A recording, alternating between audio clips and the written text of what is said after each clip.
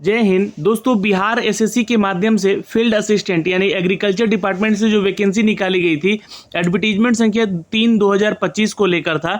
इसका एग्ज़ाम समाप्त हो चुका है।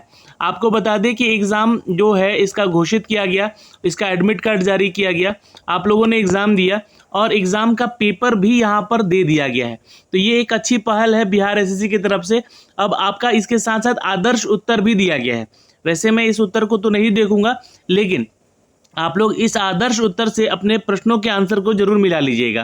कितना कट ऑफ जाने का संभावना है यह भी आपको बताएंगे इस वीडियो के माध्यम से।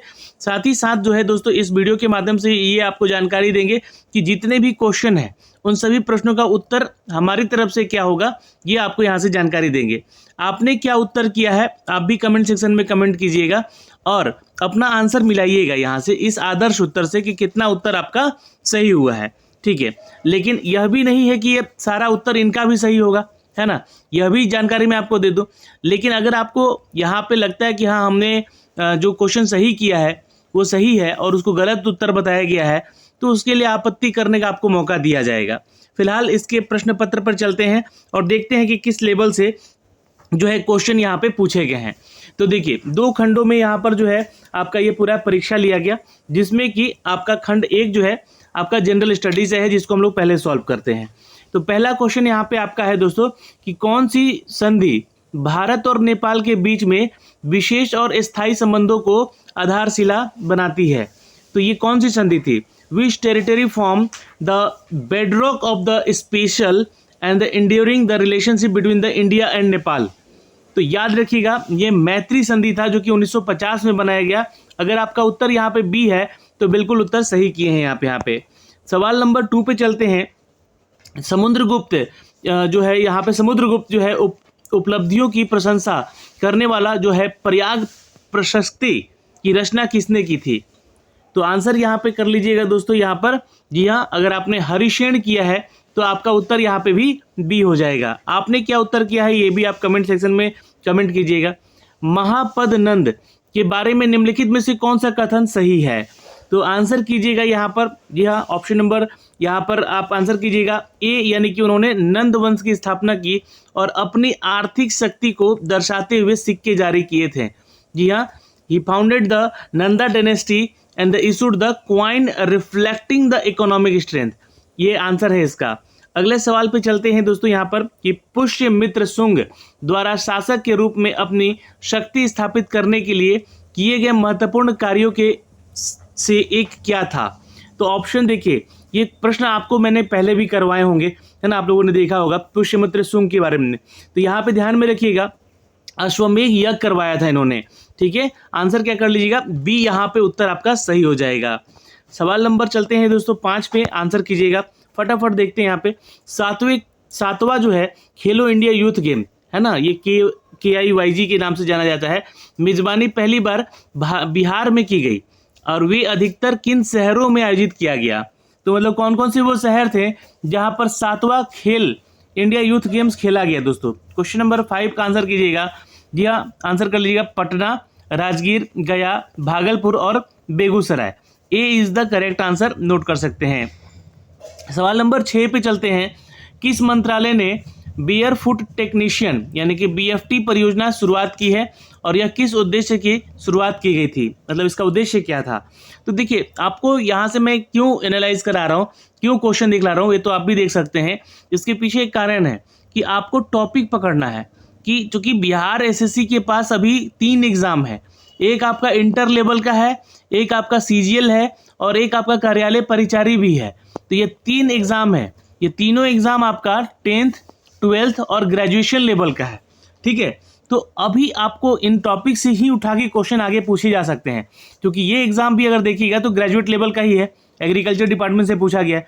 तो हमें जो है, अगर मान लीजिए कि हम एक क्वेश्चन को पकड़ते हैं कि किस मंत्रालय ने बेयरफुट टेक्नीशियन परियोजना की शुरुआत की, सवाल क्या बन रहा है कि परियोजना से सवाल बन रहा है।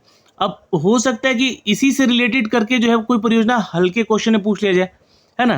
तो ये ध्यान में रखना है कि परियोजना पढ़ना, अपने को टॉपिक पकड़ना है, परियोजना पढ़ना है, बिहार की योजनाएं पढ़नी है और बिहार में करंट में जो योजनाएं चल रही हैं उनको पकड़ना है उन सभी क्वेश्चन को ध्यान में रख के अपनी तैयारी को आगे ले जाना है। मैं आगे भी बताऊंगा अभी, जैसे कि अभी ये जो गेम्स 7वां गेम्स वाला जो पूछा गया बिहार के संदर्भ में पूछा गया है ना, कि कौन कौन से जो है शहरों में ये आयोजित करवाया गया था, तो मैंने आपको बताया यहाँ पे। उसी तरह यहाँ पे ये क्वेश्चन है परियोजना से संबंधित, ठीक है। तो इसका आंसर कर लीजिएगा दोस्तों, BFT यानी कि जो बेयर फुट टेक्नीशियन परियोजना है, ये किस उद्देश्य से शुरुआत किया गया था, तो ये आंसर कर लीजिएगा ग्रामीण विकास मंत्रालय मनरेगा कार्य मापन के लिए सिविल इंजीनियरिंग और कौशल में चयनित स्थानीय व्यक्तियों को प्रशिक्षण देने के लिए। तो ये एक इंपॉर्टेंट हुआ आंसर यहाँ पे। सवाल नंबर 7 पे चलते हैं, बिहार की आधिकारिक भाषाएं कौन सी हैं? बिहार के बारे में ही पूछा गया है, बिहार के संदर्भ में पूछा गया है, यानी बिहार स्पेशल से ये अभी तीसरा क्वेश्चन आपको देखने को मिल गया। तो आंसर कीजिएगा, जो कि आधिकारिक भाषा की बात हो रही है। वैसे तो बिहार में बहुत सारी भाषाएं बोली जाती हैं, हिंदी है, मैथिली है, भोजपुरी है, मगही है, सांथली है ना, बहुत सारी भाषाएं, खोटा भी बिहार में बहुत जगह बोला जाता है। तो लेकिन आधिकारिक यहाँ पे बोल के, ऑफिशियल बोल के आपको यहाँ पे कंफ्यूज किया गया है। तो आंसर यहाँ पे आप हिंदी और उर्दू कीजिएगा, क्योंकि यही दो भाषा जो है आपका यहाँ पे आधिकारिक है। सवाल नंबर 8 पे चलते हैं, 2014 में अपने विघटन तक किस संस्थान ने पंचवर्षीय योजना की तैयारी की है? तो 2014 से देखिए क्वेश्चन पूछा गया है, इसको भी आप ध्यान में रखना है। क्यों पूछा गया है? क्योंकि ये 5 ईयर प्लान है, और मैं आपको हमेशा कहता हूँ कि अपने स्टडी में जो जितने भी अभी तक 5 ईयर प्लान हुए हैं उनको पूरा पढ़ जाना है, ठीक है। ये सवाल हो सकता है कि 10वीं कक्षा के जो एग्ज़ाम है उसमें ये पूछ दिया जाए कि अभी तक कितने 5 ईयर प्लान हो चुके हैं, ये पूछ सकता है। लेकिन यहाँ पे क्वेश्चन CGL लेवल का है, यानी कि ग्रेजुएट लेवल का है। तो यहाँ से पूछा गया है कि 2014 में जो अपने विघटन तक है ना, कि विच institution prepare the 5 year plan until the dissolution in 2014, ठीक है। तो आंसर यहाँ पे कर लीजिएगा आप, यह प्लानिंग कमीशन के द्वारा, ठीक है। तो आंसर कर लीजिएगा D is the correct answer, योजना आयोग, ठीक है। चलिए सवाल नंबर चलते हैं, क्योंकि क्या है कि देखिए 2015 में क्या हुआ था कि 2014 तक तो हमारा योजना आयोग चला था। इसके बाद 2015 में मोदी जी जब सरकार में आए तो इन्होंने योजना आयोग को जो है बदल दिया, किसमें? नीति आयोग में। तो ये पूछेगा सवाल आपसे 12th लेवल में या इंटर लेवल का जब एग्जाम होगा कि नीति आयोग जो है कब लागू किया गया था, डेट बताइए। तो जनवरी 2015 याद रखिएगा। अब अगले सवाल पे चलते हैं, सवाल नंबर है 9 पे। देखिए क्वेश्चन बहुत इंपॉर्टेंट है। दिसंबर 2024 में कौन सा खिलाड़ी सबसे कम उम्र का विश्व शतरंज चैंपियन बना है? देखिए अब खेल से संबंधित सवाल पूछा गया। अब चूंकि यह क्वेश्चन जो है यहाँ पर अभी हाल का है, करंट का है, इसलिए अब ये 1 साल पहले का करंट पूछा गया। छात्र सवाल पूछते हैं कि सर हम कितने महीने का, कितने साल का जो है करंट अफेयर पढ़ लें, तो मैं आपको बोलूँगा कि लगभग, क्योंकि एग्ज़ाम बिहार में क्या हो रहा है कि बहुत डिले हो रहा है, मतलब 2 साल 3 साल भी लग जा रहा है किसी एग्ज़ाम को करवाए। अब देखिए इंटर लेवल का जो एग्ज़ाम है उसका फॉर्म भरवाए ही 2 साल हो गया है, 2.5 साल हो चुका है। अब इसी तरह अब यहाँ पे जो सवाल बनेंगे ना वो 2024 के, 2023 के भी करंट को उठा के पूछ सकता है। तो अपनी तैयारी को शुरुआत से ही रखनी है, इस बात का आपको ध्यान रखना है। तो आंसर यहाँ कीजिएगा गुकेश डी। 10वां क्वेश्चन देखिएगा, यहाँ पे जो है 2025 दिलीप ट्रॉफी में जन्मे किस खिलाड़ी को पूर्वी क्षेत्र क्रिकेट टीम का कप्तान नियुक्त किया गया है? अब दिलीप ट्रॉफी पूछ देगा सवाल कि किस खेल से संबंधित है, तो ये आप लोग को आंसर यहाँ पे करना होगा। मान लीजिए कि 12th लेवल में पूछ देगा कि दिलीप ट्रॉफी जो है किस खेल से संबंधित है, तो आप लोग आंसर बताइए नीचे कमेंट बॉक्स में कमेंट करके। तो फिलहाल इसमें आपको आंसर कीजिएगा 2025 जो दिलीप ट्रॉफी हुआ था, और ये बिहार के संदर्भ में पूछ लिया गया, जो बिहार में जन्मे किस खिलाड़ी को पूर्वी क्षेत्र क्रिकेट टीम का कप्तान नियुक्त किया गया है? तो आंसर यहाँ पे आप कीजिएगा ईशान किशन को, क्योंकि ईशान किशन किस खेल से संबंधित है? तो क्रिकेट से। ये सवाल पूछ देगा आपसे कि ये जो दिलीप ट्रॉफी है ये किस खेल से संबंधित है? तो क्रिकेट से संबंधित है। अगले सवाल पे चलते हैं, सवाल नंबर 11 है, अप्रैल 2025 में टाइगर ट्रायफ अभ्यास। अब देखिए एक सवाल यहाँ से भी आ गया, ये सवाल आएंगे, ये सारे टॉपिक आपको ये इंडिकेट कर रहे हैं कि आप CGL का तैयारी कर रहे हैं, इंटर लेवल की तैयारी कर रहे हैं, तो ये सारे टॉपिक आपको पढ़ने होंगे। ये करंट का ही क्वेश्चन है, चूंकि 2025 से संबंधित है।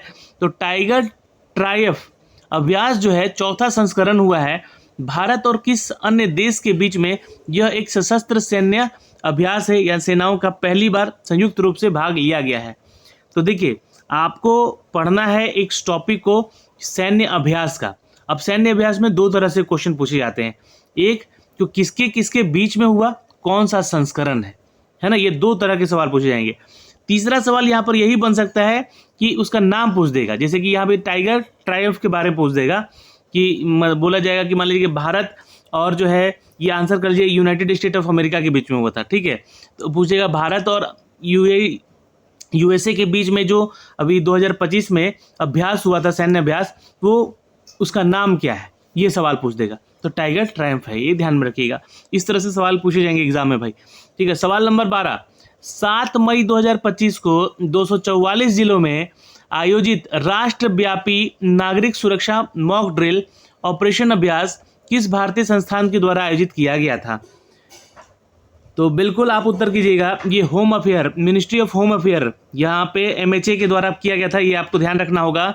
Ministry of home affair is the correct answer. अच्छा, ये सवाल यहाँ अगर मान लीजिए कि सर 10वीं कक्षा का अगर सवाल होता, 10वीं कक्षा वाला सिलेबस के आधार पर पूछा जाता, तो क्या सवाल यहाँ पूछा जाता? तो ये पूछता कि अभी भारत के जो है मिनिस्ट्री ऑफ होम अफेयर के मंत्री कौन है ना, तो आपको उसका आंसर करना पड़ता। तो ये सवाल ऐसे मोड़े जाएंगे, लेकिन टॉपिक सारे यही रहेंगे, सिलेबस सारा यही रहेगा, ये ध्यान रखिएगा। सवाल नंबर 13, श्रीलंका की विधायी प्रशासनिक राजधानी कहाँ है अभी? तो आंसर कीजिएगा, चूँकि देखिए जो सवाल आपके श्रीलंका से, बांग्लादेश से, म्यांमार से, नेपाल से और आपका UAE से, इन सब से रहेगा, क्योंकि ये भारत के पड़ोसी मुल्क हैं। और सवाल जब सिलेबस आप देखते हैं तो वहाँ पे एक टॉपिक लिखा रहता है, भारत और उनके पड़ोसी देश से संबंधित प्रश्न होंगे। कहाँ पे? भूगोल में। तो ये भूगोल से संबंधित सवाल है, आंसर कर लीजिएगा दोस्तों। श्री जयवर्धनापुरे कोटे is the correct answer. 14 number question पे चलते हैं, और देखिए इसके बाद हम कटअप पे भी आएंगे, लेकिन फटाफट देखते हैं। 100 क्वेश्चन है यहाँ पे। तो कॉलम है G20 और कॉलम B है आपका उसका करेंसी। तो आपको एक टॉपिक आ गया, लेकिन ये टॉपिक आपको अलग से दे देता है ना, करेंसी वाला। तो ध्यान में रखिएगा, एक एक सवाल ही पूछ लेगा कि इसके देश का करेंसी क्या है। तो ये आपका आंसर कीजिएगा दोस्तों। यहाँ पे कॉलम G20 है, देश के नाम है, तो आंसर कर लीजिएगा। यहाँ पे ये जो आपका सही मिलान होगा ये हो जाएगा ए, इंडोनेशिया का रुपया है, रुपया बोला जाता है, ठीक है। और फिर यहाँ पे चीन का क्या है? तो चीन का है युआन, ठीक है। दक्षिण अफ्रीका का क्या है? दक्षिण अफ्रीका का है दोस्तों रैंड। और मैक्सिको का क्या है? तो मैक्सिको का है पेसो, ठीक है। तो ये आपका जो है 3 2 4 1 इज द करेक्ट आंसर, 3 2 4 1। अब मिला लीजिएगा कौन सा उत्तर सही है, यहाँ पे शायद बी है यहाँ पे, ठीक है। सवाल नंबर चलते हैं दोस्तों यहाँ पे कुछ नंबर 15 पे, कि किस देश की 3 अलग अलग राजधानियाँ हैं जो क्रमशः सरकार के कार्यकारी, विधायी और न्यायिक केंद्रों के रूप में कार्य करती है? तो आंसर कीजिएगा, इट्स अ बी, दक्षिण Africa is the correct answer, ठीक है। ये 3 राजधानियां हैं इस देश की। अब चलिए आप लोग कमेंट सेक्शन में कमेंट कीजिएगा कि वो कौन कौन सी राजधानियां हैं तीनों। सवाल नंबर चलते हैं 16 पे, इसरो द्वारा विकसित उस महिला मानव रूपी रोबोट का नाम बताइए जो कि 2024 में गगनयान मानव युक्त अंतरिक्ष मिशन के अग्रदूत के रूप में एक मानव रहित प्रशिक्षण उड़ान पर भेजा गया था? तो आंसर यहाँ पे कीजिएगा, यहाँ व्योम मित्रा इज द करेक्ट आंसर। अब गगनयान से संबंधित सवाल पूछा है तो ध्यान में रखिएगा, अभी सूर्ययान के लिए भी एक यहाँ से प्रक्षेपण भेजा गया है अंतरिक्ष मिशन के लिए, तो उसका नाम पूछ सकता है आपके अगले एग्जाम में, या CGL में पूछ सकता है। विधान परिषद में सदस्यों के कार्यकाल के बारे में निम्नलिखित में से कौन सा कथन सही है? तो बिल्कुल उत्तर कीजिएगा दोस्तों। यहाँ पर 1/3 सदस्य के हर दूसरे वर्ष सेवानिवृत्त होते हैं। ये विधान परिषद के सदस्यों के कार्यकाल के बारे में जानकारी है। 1/3 of its member retired every second year, ठीक है।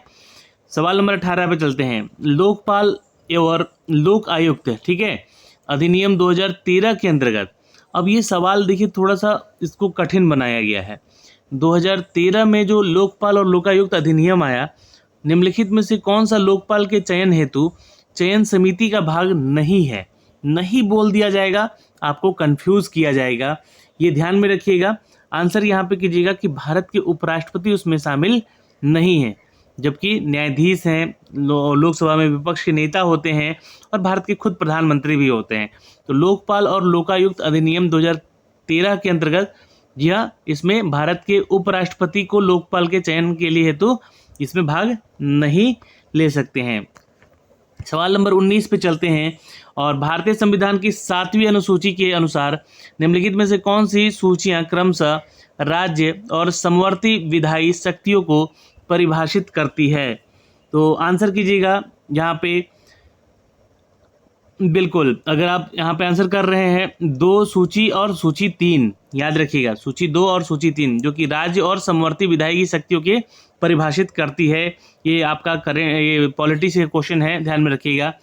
निम्नलिखित में से किस राज्य का एक अभियान है जो कि प्यार का पौधा, जिसके अंतर्गत लोगों के अनुरोध किया गया कि कटे हुए फूल, जैसे कि आप फूल तोड़ के किसी को देते हैं, वो गिफ्ट मत कीजिए, उससे अच्छा है कि आप जीवित पौधा उनको उपहार में दीजिए। यानी कि यह किस राज्य का अभियान है? तो यह भी एक अभियान है, इसको भी पढ़ना है, नोट कीजिएगा कौन कौन सा टॉपिक आपको पढ़ना है। ठीक है, तो आंसर कर लीजिएगा दोस्तों, Bihar is the correct answer. ये भी बिहार के संदर्भ में है। और कैलकुलेट भी करते रहिए कि कितने क्वेश्चन किस टॉपिक से पूछे जा रहे हैं। अब ये पॉलिटी से क्वेश्चन है कि संविधान सभा द्वारा भारत के संविधान की प्रस्तावना किस तिथि को अपनाई गई थी? तो आंसर यहाँ पे कर लीजिएगा 26 नवंबर 1949। सी इज द करेक्ट आंसर। ये बहुत बार करवाया गया क्वेश्चन है। पीएम कुसुम की घटक बी के अंतर्गत यदि एकल और सौर कृषि पंप के लिए बैंक वित्त का लाभ उठाया जाता है तो किसान को प्रारंभ में कितना हिस्सा यानी कि स्वयं का अंशदान देना होता है? तो आंसर कीजिएगा ओनली 10% की लागत पर। ठीक है, तो ये उत्तर हो सकता है यहाँ पे मेरे अनुसार। आप क्या उत्तर किए हैं बताइएगा जरूर यहाँ पे। ए इज द करेक्ट आंसर। तो ये जो है अंडर कंपोनेंट बी की बात की गई है, जो कि पीएम कुसुम, जो कि आपका कृषि से संबंधित है, और चूंकि ये एग्रीकल्चर विभाग का ही बहाली है तो वहाँ से सवाल तो बनेंगे ना। निम्नलिखित में से कौन सा ग्रामीण विकास मंत्रालय के अंतर्गत परियोजना उन्नति के उद्देश्य को सही ढंग से दर्शाता है? ये क्या है? एग्रीकल्चर डिपार्टमेंट का एग्जाम है, इसलिए इन सभी टॉपिक से क्वेश्चन आपको देखने को मिलेंगे ही। तो आंसर कीजिएगा दोस्तों यहाँ पे आजीविका संवर्धन, 20% सक्रिय मनरेगा श्रमिक परिवारों को प्रशिक्षित करना, ये उसका मेन उद्देश्य है। सवाल नंबर 24, पहला संविधान संशोधन, ये देखिए पॉलिटी से है, किस वर्ष पारित किया गया था? संशोधन किया गया था तो 1951 में ही पहला संशोधन हो चुका था दोस्तों, याद रखिएगा। इस संशोधन को हम लोग फर्स्ट अमेंडमेंट, कॉन्स्टिट्यूशनल अमेंडमेंट के नाम से जानते हैं, 1951। सवाल नंबर 25, आफ्टर 20 ईयर्स के लेखक कौन है? देखिए पुस्तकों से सवाल तो रहेगा, 2 पुस्तक वैसे पढ़ने हैं आपको जो कि करंट के हैं, और 2 पुस्तक आपको इतिहास से संबंधित पढ़ने हैं। ठीक है, तो आंसर कीजिएगा, it's a Henry. I think B उत्तर होना चाहिए यहाँ पे। ओ हेनरी इनका नाम है, जे हेनरी लिखा गया यहाँ पे। अच्छा, ओ हेनरी है यहाँ पे। 25 का उत्तर आप ए कीजिएगा। ठीक है, हमने यहाँ पे देखा नहीं। ठीक है, सवाल नंबर 26, निम्नलिखित में से कौन सी भाषा 8वीं अनुसूची, देखिए अनुसूची यानी कि पॉलिटी से क्वेश्चन है, मूल 14 भाषाओं के बाद सबसे पहले जोड़ी की गई थी और इसे किस वर्ष शामिल किया गया था? तो 26 का उत्तर कर लीजिएगा दोस्तों। जी हाँ, Sindhi 1967। Which of the following language was the first to be added after the original 14 languages of the 18th schedule, यानी कि 18th मैंने बोला 8th schedule, and the which year was included? तो ये आंसर कर लीजिएगा दोस्तों यहाँ पे। तो क्वेश्चन नंबर इसका बी यानी कि सिंधी 1967। सवाल नंबर चलते हैं 27 पे। भारत वर्तमान में 8वीं अनुसूची में 22 भाषाओं को मान्यता देता है, इनमें से कौन सी भाषा इनमें से एक नहीं है? तो आंसर कर लीजिएगा दोस्तों 27 का। जी हाँ, भोजपुरी नहीं है अभी इसमें। आई थिंक मुझे लगता है कि भोजपुरी को अभी शामिल नहीं किया गया था, जबकि इसकी मांग उठ रही थी, और ये शामिल होता है तो 23वां भाषा बन सकता है। सवाल नंबर 28 पे चलते हैं। प्लाज्मा अनुसंधान के लिए भारत में विकसित टोकामक रिएक्टर का नाम निम्नलिखित में से कौन सा है? ये सवाल थोड़ा नया है, मैं आपको बता दूं, लेकिन ये क्वेश्चन अक्सर एग्जाम में जो है पूछे गए हैं। ठीक है, तो आंसर कीजिएगा, Aditya is the correct answer. Aditya is the correct answer. सवाल नंबर 29 पे चलते हैं। राज्य के नीति निर्देशक सिद्धांतों में पर्यावरण के संरक्षण तथा संवर्धन का कर्तव्य किस अनुच्छेद के अंतर्गत शामिल है? 29 का उत्तर कर लीजिएगा आर्टिकल 48A। जी हाँ, और ये आंसर आपका बिल्कुल सही होगा अगर आपने बी उत्तर किया है तो, क्योंकि डायरेक्टिव प्रिंसिपल की बात की गई है जो कि स्टेट पॉलिसी को इंक्लूड करता है उनकी ड्यूटीज़ को प्रोटेक्ट करने के लिए। सवाल नंबर चलते हैं दोस्तों क्वेश्चन नंबर 30 पे। देखिए, ऐसे क्वेश्चन पूछकर आपका टाइम वेस्ट किया जाता है जबकि क्वेश्चन में कोई दम नहीं रहता है। ठीक है, ये ध्यान में रखिएगा। क्वेश्चन है कि कथन है और उसका कारण बताया गया है। कथन क्या कहता है कि संविधान संशोधन विधेयक को संसद के दोनों सदनों द्वारा अलग अलग पारित किया जाना चाहिए। कथन बिल्कुल सही है ना। और संविधान में किसी भी संवैधानिक संशोधन विधेयक पर गतिरोध को सुलझाने के लिए दोनों सदनों की संयुक्त बैठक का प्रावधान है। ऐसा बिल्कुल नहीं है, ये कारण बिल्कुल गलत है ना। संवैधानिक संशोधन करने के लिए दोनों पक्ष को बैठना जरूरी नहीं है, दोनों सदनों को। ठीक है, दोनों सदन यानी कि राज्यसभा और लोकसभा जरूरी नहीं है। ये अगर मामला राज्यसभा का है तो राज्यसभा में सुलझेगा और लोकसभा का है तो लोकसभा में सुलझेगा। तो ये कथन आई थिंक मुझे लगता है गलत है, तो उत्तर ए कर लीजिएगा यहाँ पर। ए इज द राइट आंसर। सवाल नंबर 31 पे चलते हैं। अधिकार परीक्षा रेट जो है ना, जो राइट ऑफ क्वी वारंटो है ना, तो ये जो है तब जारी की जाती है जब, आंसर कीजिएगा, a person hold a public office without the legal authority. C उत्तर कर सकते हैं। जी हाँ, कोई व्यक्ति बिना कानूनी अधिकार के सार्वजनिक पद धारण कर सकता है। सवाल नंबर चलते हैं क्वेश्चन नंबर 32 पे, आंसर करेंगे। भारतीय रुपए के प्रतीक के बारे में निम्नलिखित में से कौन सा कथन सही है? देखिए, ये टॉपिक से क्वेश्चन अक्सर पूछे जाते हैं, लेकिन यहाँ पे क्वेश्चन को उलझाया गया है, लंबा किया गया है ताकि आप इस क्वेश्चन को छोड़ के आगे बढ़ जाएं। लेकिन क्वेश्चन बहुत ही आसान है, आंसर कर लीजिएगा दोस्तों। यहाँ पर एक तो प्रतीक देव जो है देवनागरी यानी कि आर और रोमन आर को एकत्रित करता है। ये प्रतीक की बात की जा रही है। आप आर ऐसे भी लिखते हैं रुपए को, और रुपए को आर भी लिखते हैं यहाँ पे, जो कि रोमन अंक में दर्शाया जाता है इसको। ठीक, ये तो सही है कथन। यहाँ पे दूसरा कथन यह सही है कि इसका चयन बिना किसी सार्वजनिक प्रतियोगिता के किया गया था। ठीक है, तो यहाँ पे आप जो है ये उत्तर गलत है। और यहाँ पे दो क्षैतिज रेखाएं जो कि राष्ट्रीय ध्वज और बराबर चिन्ह का प्रतिनिधित्व करती है। The two horizontal lines represent the national flag, हाँ, इक्वल टू साइन। ठीक है, ये 1 और 2 यहाँ पे मात्र सही है, तीसरा गलत है और चौथा भी गलत है। ठीक है, आंसर क्या कर लेंगे? 1 और 2 सही है। 1 और 2 वाला ऑप्शन कौन सा है भाई? तो 1 और 2 वाला आंसर इसमें है, 1 और 2 वाला डी उत्तर कर सकते हैं आप लोग। यहाँ पे 32 का उत्तर क्या करेंगे? डी उत्तर करिएगा। सवाल नंबर 33 पर चलते हैं। किस संगठन ने भारत की पहली फ्रेंचाइजी आधारित शूटिंग लीग ऑफ इंडिया शुरू करने की घोषणा की थी? तो आंसर यहाँ पे कर लीजिएगा भारतीय राष्ट्रीय राइफल संघ। जी हाँ दोस्तों, B is the correct answer, NRA। सवाल नंबर चलते हैं 34 पे। विक्रमशिला एक महत्वपूर्ण मध्ययुगीन बौद्ध विश्वविद्यालय है जो कि बिहार में किस पाल सम्राट के द्वारा स्थापित किया गया था? तो विक्रमशिला के बारे में आप लोगों को पढ़ना था, मैंने आपको इसके रिगार्डिंग क्यूज भी दिए थे। तो आंसर कर लीजिएगा, ये धर्मपाल थे। जी हाँ, जो कि पाल जो कि आपका अगर हम पाल साम्राज्य की बात करें तो पाल सम्राट के सबसे अंतिम शासक भी रहे हैं।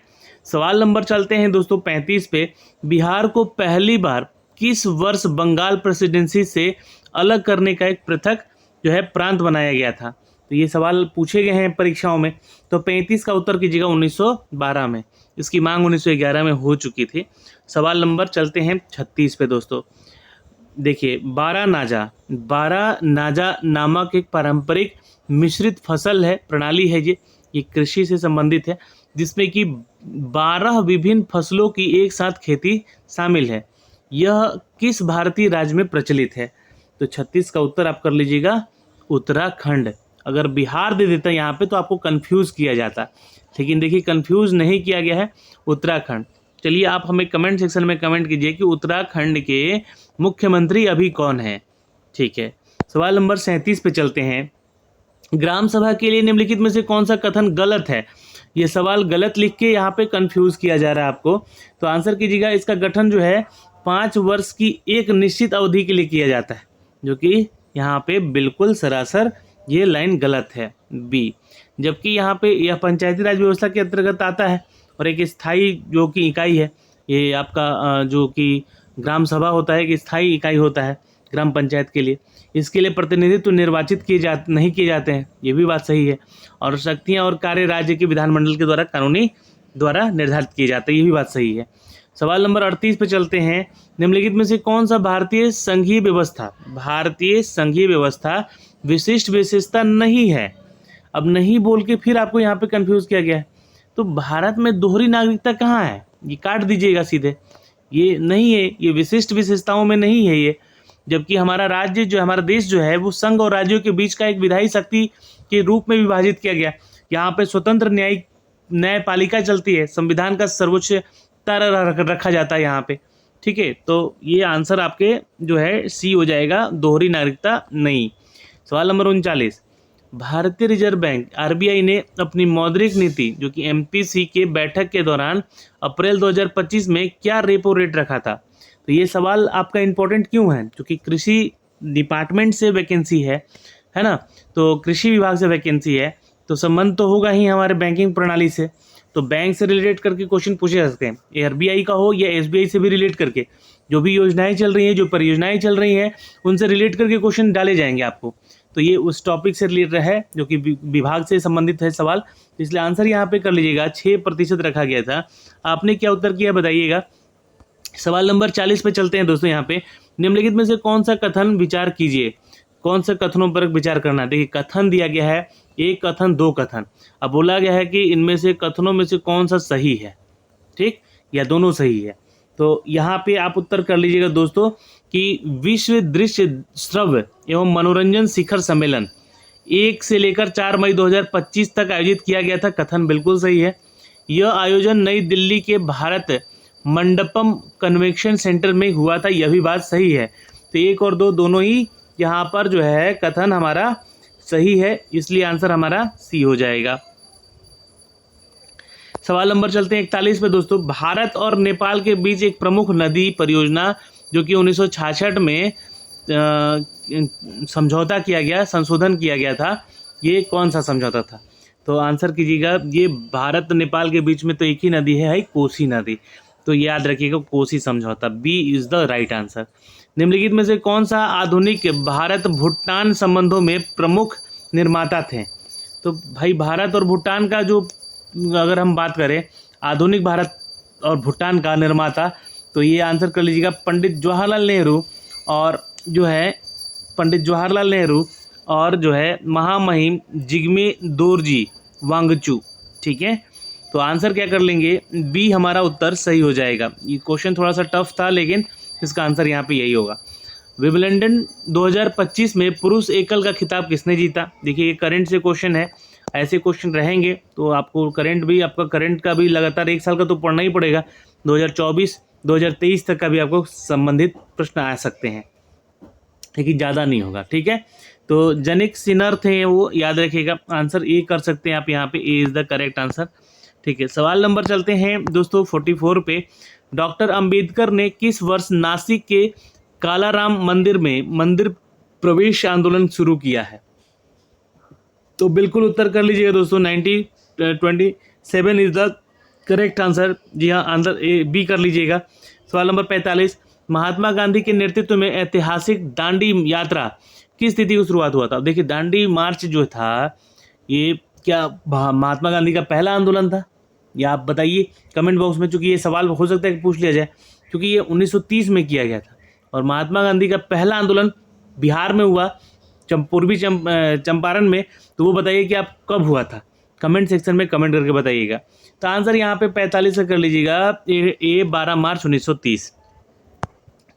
वायु प्रदूषण से संबंधित है सवाल, निम्नलिखित कथनों पर विचार करना है आपको, ठीक है। तो यहाँ पे आप देखिएगा पूछा जा रहा है कि कौन सा कथन गलत है, ठीक है। तो क्वेश्चन को थोड़ा सा लेंदी बनाया गया है, अब गलत खोजना आपको, सही नहीं। तो देखिए कणकीय पदार्थ जो कि PM2.5 है, फेफड़ों में गहराई तक प्रवेश कर सकता है, ये बिल्कुल सही है, और सांस संबंधी समस्याएं पैदा कर सकता है, ये भी बात सही है। लेकिन CO2 यानी कि CO है, माफ़ करेंगे, CO2 नहीं, CO कार्बन मोनोऑक्साइड एक रंगहीन गंधहीन गैस है जो कि रक्त की ऑक्सीजन वहन क्षमता को कम करती है। गलत बात है, ठीक है, तो ये कथन ही गलत हो गया। ये रंगहीन मतलब नहीं हो सकता है। कार्बन मोनोऑक्साइड का कलर देखिएगा, ब्लैक दिखिएगा एकदम, ठीक है। गंधहीन है, गंधहीन भी नहीं है, इसका स्मेल आता है, ठीक है, ये कथन गलत हो गया। सल्फर डाइऑक्साइड SO2 की बात हो रही है ना, मुख्यतः ज्वालामुखी विस्फोटक में उत्सर्जित, ये भी कथन गलत है, ठीक है। तो आंसर यहाँ पे 2 और 3 कर लीजिए, जो कि गलत है। सवाल नंबर 47, 1917 के चंपारण सत्याग्रह, आ ही गया। देखिए, गांधी जी को पढ़ना बहुत जरूरी है। गांधी जी से 2 सवाल आ गए। 1917 के चंपारण सत्याग्रह में महात्मा गांधी का भारत में पहला बड़ा सत्याग्रह था। उसके बाद कृषि प्रणाली को समाप्त कर दिया गया था। जी हाँ, किसके द्वारा? तो आंसर कर लीजिएगा दोस्तों, यहाँ पर इट्स अ तिनकठिया प्रणाली। तिनकठिया प्रणाली, A is the correct answer, note कर सकते हैं। सवाल नंबर 48 पे चलते हैं दोस्तों। यहाँ पे देखिए, सवाल यह भी इम्पोर्टेंट है, अभी कथन है और उसके कारण है, और हमें क्या बताना है यहाँ पर कि इनमें से कौन सा सही है, ठीक है। कथन सही है या कारण गलत है, कारण सही है या कथन गलत है, तो यहाँ पे आंसर कर लीजिएगा दोस्तों। जी हाँ, तृतीयक क्षेत्र में केवल गतिविधियां शामिल हैं जो सीधे तौर पर वस्तुओं के उत्पादन को मदद करती है। मुझे लगता है कि ये कथन गलत है। तृतीयक क्षेत्र में जो भी गतिविधि शामिल होता है वो वस्तुओं पर इफेक्ट करता ही नहीं है, ये फॉल्स है ना। और तृतीयक क्षेत्र की जो कुछ सेवाएं हैं, जिससे शिक्षण और चिकित्सा सेवाएं सीधे तौर पर वस्तुओं के उत्पादन में सहायक नहीं होती है। तो क्या कारण यहाँ पे सही है? तो आंसर देखिए, कथन तो गलत है ना, लेकिन ऑप्शन ये जो है आपका, जो कारण है, जो कि सॉरी रीज़न जो है, ये सही लग रहा है मुझे। तो ये मेरे अनुसार मैं बता रहा हूँ, आप लोग क्या आंसर किए हैं और आंसर यहाँ पे क्या है दिया गया उसको देखिएगा। तो मेरे अनुसार यहाँ पे कथन गलत है और कारण सही है, सी उत्तर कर सकते हैं हम यहाँ पे। भारत के प्रोपराइटर है ना, पाइराइट, सॉरी माफ करेंगे, भारत के पाइराइट भंडार का लगभग 95% हिस्सा बिहार में है। बिहार में पाइराइट का खनन मुख्यतः कहाँ होता है? देखिए, बिहार में सबसे ज़्यादा पाइराइट जो होता है दोस्तों, नवादा डिस्ट्रिक्ट में होता है, ठीक है। तो आंसर यहाँ पे कर लीजिएगा। लेकिन खनिज के मामले में देखिएगा तो रोहतास भी आगे है और यहाँ पर कैमूर भी है, तो इस बात को ध्यान में रखिएगा। लेकिन पाइराइट्स की बात हुई है तो वो Nawada is the correct answer. सवाल नंबर 50, कौन सा विकल्प उच्च तुंगता पर ओजोन निर्माण की सही क्रियाविधि को स्पष्ट करता है? तो 50 का उत्तर करिएगा यहाँ पर। जी हाँ, आंसर, जी हाँ, यूवी रे यानी कि जो पराबैंगनी किरणें होती हैं वो क्या करती हैं? ऑक्सीजन को तोड़ देती हैं, और जो परमाणु होता है यानी कि जो ऑक्सीजन के साथ मिलकर एक ओजोन परत बनाता है, जिसको कि हम लोग O3 के नाम से भी जानते हैं, ठीक। तो ये हमारा आंसर कर लीजिएगा, सी इज द राइट आंसर। सवाल नंबर चलते हैं 51 पे। भारत और दक्षिण पूर्व एशिया में किस लिपि को कई लिपियों का परिवार और उप परिवार के जनक के रूप में वर्णित किया गया है? आंसर कीजिएगा, Brahmi is the correct answer, note कर लीजिएगा। भारत के राष्ट्रपति 2016 में जारी की गई पुस्तक सिटीजन एंड सोसाइटी किस संवैधानिक प्राधिकारी द्वारा लिखी गई थी? तो आंसर कर लीजिएगा, इट्स मोहम्मद हमीद अंसारी, जो कि वाइस प्रेसिडेंट थे, is the right answer. Hamid Ansari, उपराष्ट्रपति। सवाल नंबर चलते हैं, निम्नलिखित में से मिलान करें। देखिए, दे दिया गया क्वेश्चन 2 तो पुस्तक से पूछ लिया गया ऊपर, अब यहाँ पे एक क्वेश्चन दे दिया गया जिसमें कि आपको मैच करना है। अब ये 4 क्वेश्चन है, ये समझिएगा इसको, क्योंकि मैच करना है आपको, क्वेश्चन 4 पता रहेगा आंसर तब तो ना। 4 ऑप्शन है, ये 4 क्वेश्चन, 4 2 6 क्वेश्चन पूछ लिए पुस्तक से। एक अभी उपराष्ट्रपति वाला पूछा गया, एक ऊपर पूछा गया था, ठीक है। तो ये 53 का आंसर कर लीजिएगा दोस्तों। जॉन मिल्टन जो है पैराडाइज लॉस्ट किए थे। सरोजनी नायडू के बारे में पूछे तो द गोल्डन थ्रेशोल्ड किए थे, लिखी थी पुस्तक, लेखक थी इसकी। और होमर जो थे द इलियड के, ठीक है, द इलियड के। और रॉबर्ट फ्रॉस्ट जो थे द रोड नॉट टेकन के। तो 1 2 3 4 सही मैच हो जाएगा यहाँ पे आपका, तो आंसर जो है ए हो जाएगा, उत्तर सही कर लीजिएगा। सवाल नंबर चलते हैं दोस्तों यहाँ पर 54 पे। पंचायती राज मंत्रालय राज्यों में किस प्रक्रिया को देख रेख करता है? तो आंसर कर लीजिएगा। जी हाँ, इट्स अ विकेंद्रीकरण, जिससे हम लोग क्या कहते हैं, decentralisation. A is the correct answer. The process of the Panchayati Raj ministry observe in state is decentralisation. Just like जैसे कि हमारा केंद्र में सरकार चलता है, उसी पंचायती राज विभाग में भी हमारे पंचायतों में सरकार चलाती है। महावीर ने अपना दूसरा संवसरण निम्नलिखित में से किस शहर में किया था? ठीक है, महावीर होल्ड द सेकेंड संवत्सरण, सेकेंड पूछा गया है ना, दूसरा पूछा गया है। तो 55 का उत्तर कीजिएगा मित्रों, पावा में किया था। चलिए आप आंसर कीजिएगा, पहला जो है संवत्सरण जो है कहाँ हुआ था, यह आप कमेंट बॉक्स में कमेंट करके बताइएगा। 56 का उत्तर कीजिए कि भारत में सामुदायिक विकास कार्यक्रम कब और किसके द्वारा शुरू किया गया? तो आंसर कीजिएगा, इट्स जवाहरलाल नेहरू थे। ठीक है, आंसर कीजिएगा 1952 में। ठीक है, तो आंसर डी हो सकता है यहाँ पे। आपके अनुसार क्या है, आंसर बताइएगा। सवाल नंबर 57, 1993 में 73वें और 74वें संशोधन के बाद भारत ने किस प्रकार का संघीय संरचना लागू किया था? तो आंसर कीजिएगा, इट्स अ थ्री टीयर यानी कि त्रिस्तरीय। अब आंसर क्या कर लीजिएगा यहाँ पे 57 का, बी यानी कि 3 टियर फेडरल स्ट्रक्चर। सवाल नंबर 58, शांति स्वरूप भटनागर पुरस्कार, ये पुरस्कारों से संबंधित भी सवाल पूछे जाते हैं, किसके सम्मान में दिया जाता है? देखिए आंसर कर लीजिएगा, वैज्ञानिक अनुसंधान के रूप में यानी कि साइंटिफिक रिसर्च के लिए दिया जाता है। सवाल नंबर चलते हैं 59 पे दोस्तों। जवाहरलाल नेहरू राष्ट्रीय सौर मिशन सोलर इंडिया कब शुरू किया गया? तो ये मिशन से संबंधित भी, यानी कि मिशन यानी कि खोज कह लीजिए, उससे भी संबंधित, या फिर उसका जो कि उसका कब स्टार्ट किया गया था, स्टार्टअप कब हुआ था, इससे सवाल पूछे जाते हैं। तो ये 2010 में किया गया था दोस्तों, याद रखिएगा। जवाहरलाल नेहरू जो है राष्ट्रीय सौर मिशन सोलर इंडिया जो है 2010 में किया गया था। और आंसर यहाँ पे आप लोग डी कर सकते हैं, 11 जनवरी, ठीक है, 2010। कृत्रिम तरीका यानी कि जो आर्टिफिशियल के तहत जो है कृत्रिम तंत्रिका नेटवर्क के साथ मशीन लर्निंग को सक्षम करने हेतु या करने वाली मूलभूत खोजों और आविष्कारों के लिए 2024 में भौतिक के नोबेल पुरस्कार किसको दिया गया था? तो देखिए अवार्ड से संबंधित ये दूसरा सवाल है यहाँ पे, और आंसर कर लीजिएगा, it's a John J Hopfield Geoffrey Hinton, दोनों को दिया गया था। ठीक है, तो यहाँ पे आंसर डी कर लेंगे। सवाल नंबर 61, चंद्रयान 3, चंद्रयान से ये दूसरा सवाल है, गगनयान से एक सवाल पूछा गया, तो ये संबंधित सवाल इनसे रिलेट करके पूछे जाते हैं एग्जाम में। तो चंद्रयान 3 मिशन के लिए किस प्रक्षेपण यान का उपयोग किया गया था? तो आंसर कीजिएगा, इट्स अ बी LVM-3M4। सवाल नंबर चलते हैं 262 पे। 1976 में राष्ट्र के प्रति उनकी असाधारण सेवाओं के लिए मरणोपरांत भारत रत्न किसको सम्मानित किया गया था? तो ये भी एक अवार्ड से क्वेश्चन है, अवार्ड से तीसरा क्वेश्चन आ गया आपको यहाँ पर। तो आंसर कीजिएगा, इट्स ए लाल बहादुर शास्त्री। सवाल नंबर चलते हैं 63 पे। 21 जून 2025 करंट का क्वेश्चन है, 11वां अंतर्राष्ट्रीय योग दिवस मनाया गया। तो जो भी दिवस से संबंधित सवाल हैं वो एग्जाम में पूछे जाते हैं। तो यहाँ से क्वेश्चन है, अंतर्राष्ट्रीय 11वां जो है योग दिवस कितने देशों के लिए भाग लिया गया था? तो 63 का आंसर कीजिएगा दोस्तों, it's 210 is the correct answer, A is the right answer. सवाल नंबर 64 पे चलते हैं। बिहार का आधिकारिक राज्य पक्षी कौन सा है? तो ये तो क्वेश्चन आप लोग सभी को ही बता देंगे, जिसको हम लोग स्पैरो कहते हैं, गौरैया, है ना। तो इस पे आंसर है क्या? घरेलू गौरैया, घरेलू कौवा नहीं, सॉरी, यहाँ पे आंसर करिए गौरैया, घरेलू गौरैया, D is the right answer, house sparrow.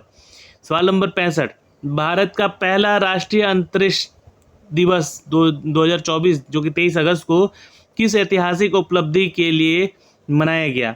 तो 2024 से क्वेश्चन पूछा गया ना, मतलब करंट का क्वेश्चन देखिएगा उठा के, तो 2 साल का पूछा जा रहा है। तो आंसर कर लीजिएगा दोस्तों, इट्स चंद्रयान 3 के सफल लैंडिंग के लिए यह मनाया जाता है। सवाल नंबर 66, फरवरी 2025 में प्रधानमंत्री मोदी ने, ये भी करंट का क्वेश्चन है, फ्रांस के राष्ट्रपति के साथ किस शिखर सम्मेलन का अध्यक्षता किया था? तो देखिए ये एक बहुत इंपॉर्टेंट टॉपिक है। भारत के प्रधानमंत्री अभी बहुत सारे देशों में जाकर जो मीट कर रहे हैं या सबमिट हो रहा है, उसके बारे में आपको पढ़ना है करंट में। तो ये एक टॉपिक हो गया। तो यहाँ पे आंसर कीजिएगा दोस्तों, यहाँ पर AI एक्शन शिखर सम्मेलन था।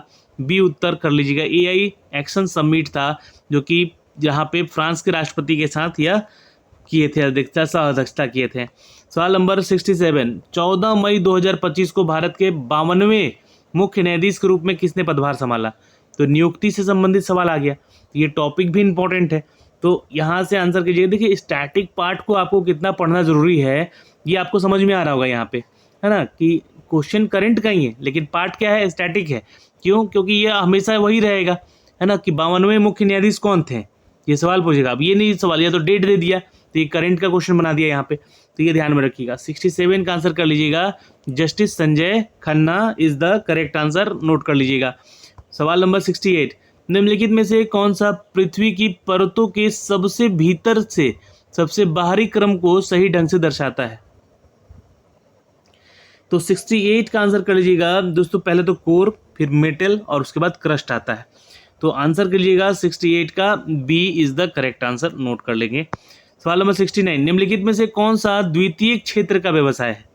तृतीय क्षेत्र से सवाल पूछा गया, अब यहाँ पे द्वितीय क्षेत्र से भी पूछ लिया गया, तो आंसर कर लीजिएगा दोस्तों मैन्युफैक्चरिंग। ठीक है, क्या कर लीजिएगा, इट्स सी, विनिर्माण या मैन्युफैक्चरिंग कहते हैं इसको। सवाल नंबर चलते हैं 70 पे, भारत के किस सांस्कृतिक उत्सव को 2021 में यूनेस्को की मानवता की अमूर्त सांस्कृतिक विरासत के प्रतिनिधि सूची में जोड़ा गया? तो 70 का उत्तर कीजिएगा गरबा।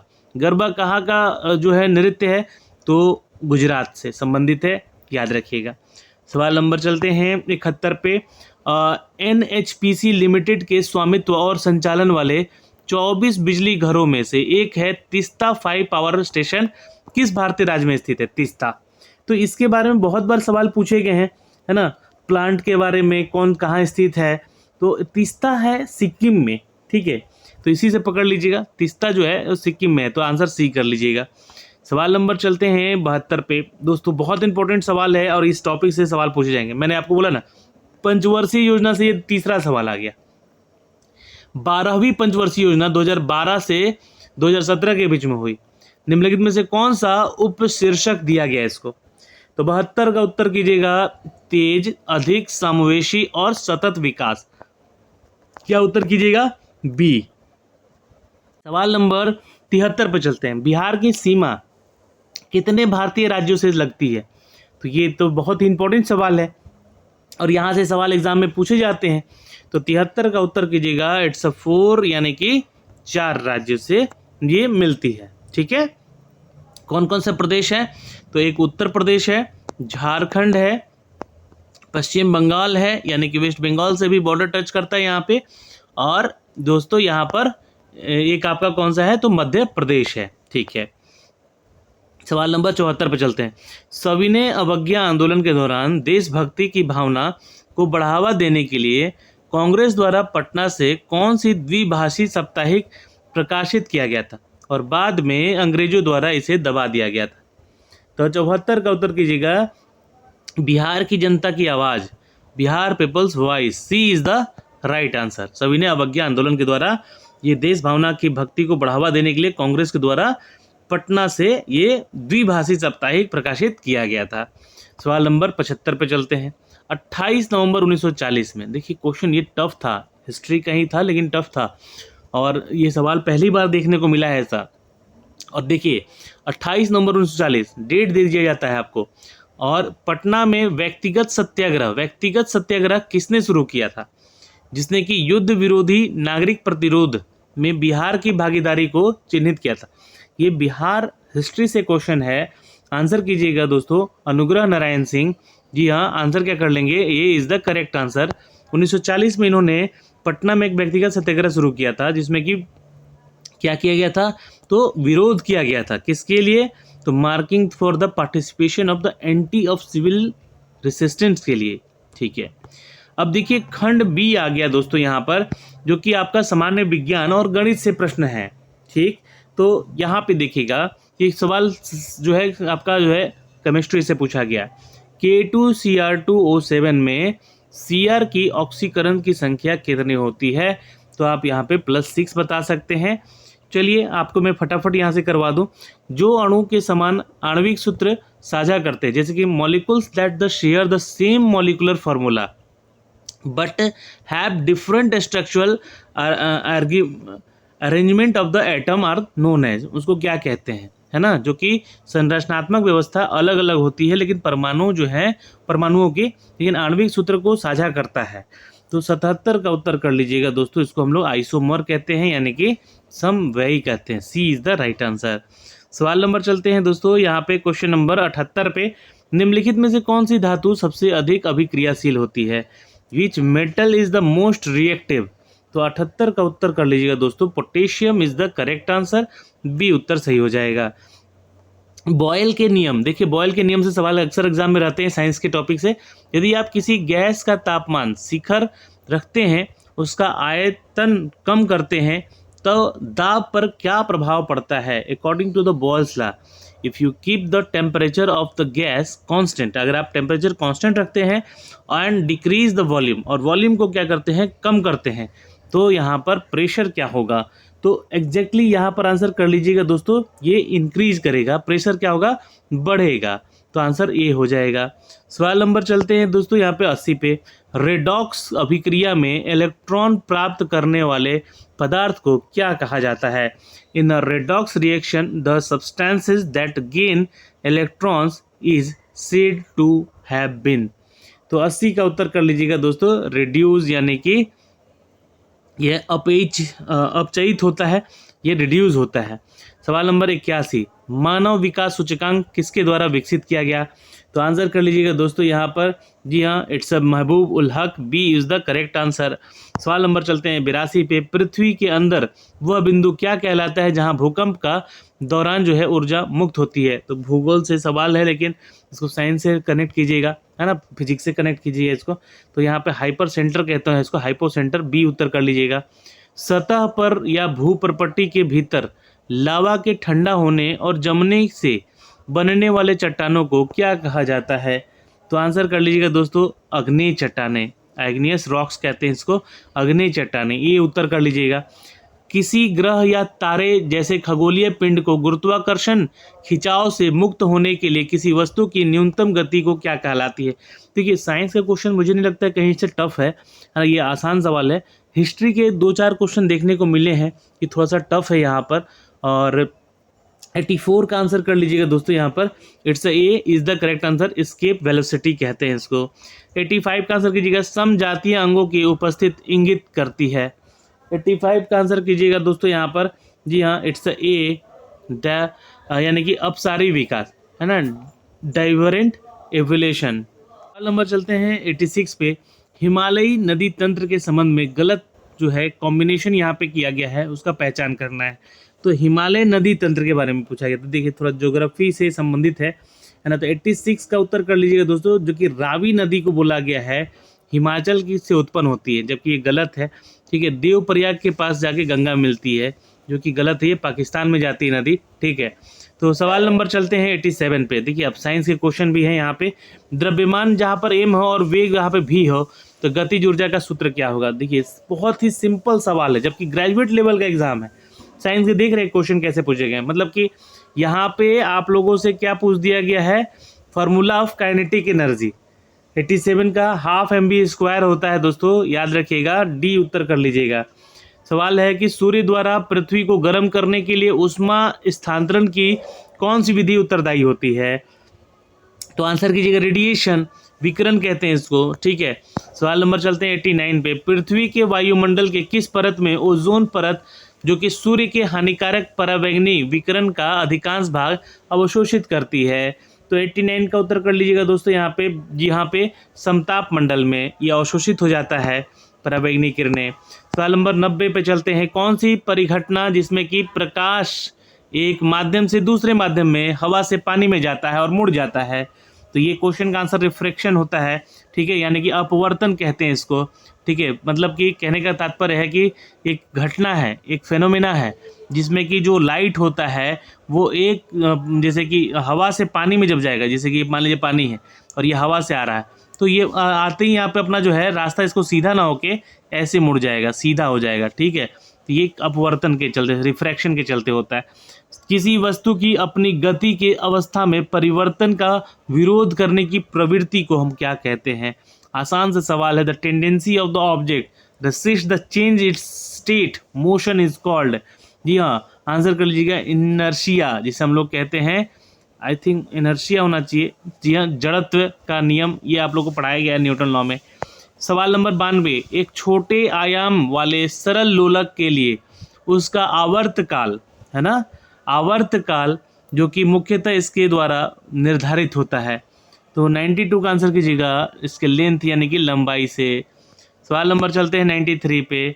लेंज का नियम जो कि प्रेरित विद्युत धारा की दिशा का वर्णन करता है, निम्नलिखित में से संरक्षण के नियम का प्रत्यक्ष परिणाम क्या होता है? यानी कि लेंज लॉ के अनुसार which one describe the direction of the included, है ना, induced the electric current is the direct consequence of the law of conservation. तो आंसर 93 का कर लीजिएगा, एनर्जी में बदलता है, जो है ऊर्जा में बदलता है। सवाल नंबर चलते हैं 94 पे। द फोटो इलेक्ट्रिक इफेक्ट, जी हाँ, फोटो इलेक्ट्रिक इफेक्ट यानी कि प्रकाश विद्युत प्रभाव, प्रकाश की कण सदृश प्रकाशित को दर्शाता है। यह किसी भी पदार्थ के इलेक्ट्रॉनों के उत्सर्जन का वर्णन करता है। तो इसे इनसे टकराता है तो क्या होता है? तो 94 का आंसर कर लीजिएगा दोस्तों, ये हाई फ्रिक्वेंसी इलेक्ट्रोमैग्नेटिक रेडिएशन उत्पन्न करेगा। बी उत्तर कर सकते हैं। उच्च आवृत्ति विद्युत चुंबकीय विकिरण पैदा करेगा। सवाल नंबर चलते हैं 95 पे। आनुवंशिकी में जीन के वैकल्पिक रूप के लिए क्या शब्द हैं इसमें? आंसर कीजिएगा। जी हाँ, आंसर कर लीजिएगा 95 का यहाँ पर इट्स एली, यानी कि D is the correct answer. मानव पाचन तंत्र में प्रोटीनों को पाचन किस अंग से शुरू होता है?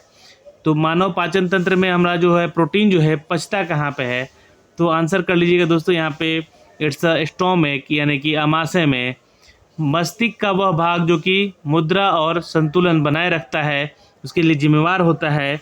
तो आंसर करिएगा सेरिबेलम, यानी कि जो आंसर क्या कर लेंगे यहाँ पे इट्स ए अनुमस्तिष्क कहते हैं, इसको सेरिबेलम कहते हैं। सवाल नंबर 98 C14 से देखिए अक्सर सवाल पूछा गया है। अर्धवायु लगभग 5730 वर्ष होता है।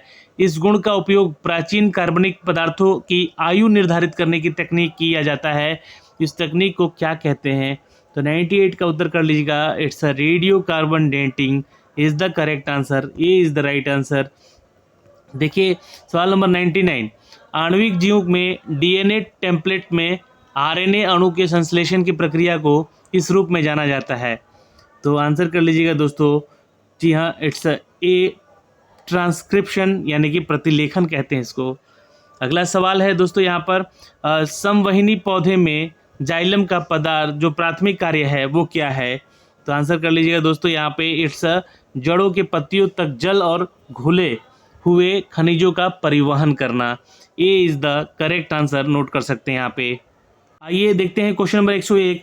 एक दो अंकीय संख्या उसके अंकों के स्थान बदलने पर जो प्राप्त संख्या के बीच का अंतर 36 है, तो उस संख्या के दो अंकों के बीच का अंतर क्या होगा? तो आंसर यहाँ पे 4 हो जाएगा। डी उत्तर कर लीजिएगा। यहाँ पे बोला जा रहा है एवेल्युएट करने के लिए इस एक्सप्रेशन को, है ना, तो ये आपको क्वेश्चन सॉल्व जब करेंगे तो आंसर 116 आएगा। ए इज द करेक्ट आंसर कर लीजिएगा। ठीक है, 103 पे आइएगा। बोल रहा है कि ए बी से 25% अधिक है, तो बी ए से कितना प्रतिशत छोटा होगा? तो आंसर यहाँ पे कर लीजिएगा 20% छोटा होगा। ठीक है, डी उत्तर कर लीजिएगा। दो संख्याओं के बीच का अनुपात 2:11 है। यदि संख्याओं के बीच का अंतर 81 है तो छोटी संख्या ज्ञात करना है। तो यहाँ पे आंसर 18 कर लीजिएगा। ये उत्तर आप लोग कर लीजिएगा, ये मैथमेटिक्स के क्वेश्चन है सारे, है ना। यदि दो संख्याओं का योगफल 14 है और अंतर 10 है तो इन संख्याओं को गुणनफल कितना होगा? बहुत आसान से बेसिक से सवाल है यहाँ पे, है ना। तो आंसर कीजिएगा सी 24 हो जाएगा, इज द राइट आंसर। सवाल नंबर 6 पे चलते हैं। निम्नलिखित में से कौन सी संख्या कभी भी 3 क्रमागत विषम संख्याओं का औसत नहीं होता है? तो आंसर कर लीजिएगा दोस्तों यहाँ पे 6 इज द करेक्ट आंसर। अब ये 7वां क्वेश्चन है, देखिए सॉल्व क्वेश्चन है, बहुत ही कैलकुलेटिव है लेकिन ज़्यादा लेंदी नहीं दिया है। 80 का y% का x% 900 के 25% के समान है तो x और y का मान निकालना है। इसको सॉल्व कीजिएगा तो आंसर 36,000 आएगा, है ना। 36,000, आई थिंक 36,000 आना चाहिए, 36,000 आना चाहिए। यहाँ पे 31, 34 दिया गया है। चलिए इसको देख लीजिएगा आप लोग, है ना। और सवाल नंबर 108 पे चलते हैं। एक गांव की जनसंख्या 25,000 है, इसका 5वां हिस्सा महिलाएं हैं और शेष पुरुष हैं। यानी कि 25,000 में 5वां हिस्सा महिला है और शेष पुरुष है, तो 5% पुरुष और 40% महिलाओं का जो अशिक्षित हैं, कुल जनसंख्या का कितना प्रतिशत होंगी। तो यहाँ पे कीजिएगा 88% is the right answer, A is the correct answer, note कर लेंगे। सवाल नंबर 109 पे चलते हैं। इसको सॉल्व करना है और इसका आंसर आ जाएगा दोस्तों, जी हाँ, it's B is the right answer, 00081। सवाल नंबर चलते हैं 110 पे। 110 का आंसर कर लीजिएगा दोस्तों, यहाँ पे 32.5 वर्ष। 111 पे चलते हैं। एक सोफ़ा सेट 10,000 रुपये में खरीदा गया, मूल्य 10% प्रति वर्ष की दर से हराशित हो गया, 2 वर्ष के बाद उसका मूल्य ज्ञात करना है।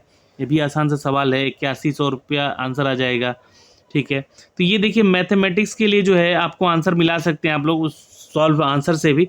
वैसे मेरे अनुसार क्या आंसर है, मैंने इसको सॉल्व किया है तो क्या आंसर आया है वो मैं आपको बताते जा रहा हूँ। इसका आंसर हो जाएगा 12, है ना। इसका आंसर हो जाएगा 12 का, 112 का हो जाएगा 10 is the correct answer, note कर लीजिएगा। और इसका मान निकाला गया है 113 वाला क्वेश्चन का, तो 0.091 आएगा, सी उत्तर कर लीजिएगा आप लोग यहाँ से। और फिर यहाँ पे बोला गया कि इनमें से कौन सा कथन सही है, ठीक है। तो 114 का उत्तर कर लीजिएगा। 1 और जो 3 है, मतलब 1 और 3 जो है ये उत्तर सही होगा, ये उत्तर गलत हो जाएगा। तो आंसर कर लीजिएगा यहाँ पर 1 और 3, यानी कि A is the right answer.